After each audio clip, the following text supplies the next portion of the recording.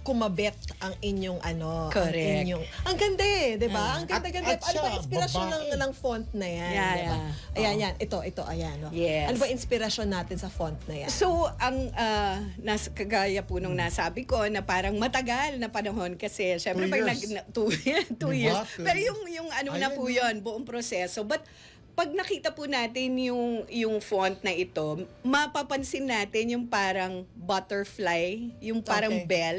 Okay. Ang inspiration po niyan ay yung butterfly sleeves ng Filipiniana. Filipiniana. Okay. Ay, So- babae talaga. Babae. Ayan. Kaya as Oo. honor niyan, di ba? Pilipiniana. Oo. Cute. So yun po yung gusto natin dyan talagang maging shape na yung pagsignal na talagang para sa kababaihan, sineselebrate sila. So yun po yung naging inspirasyon nung pinaka-typeface Okay. in terms punta of tayo design. sa punta tayo sa effect na nangyari dito.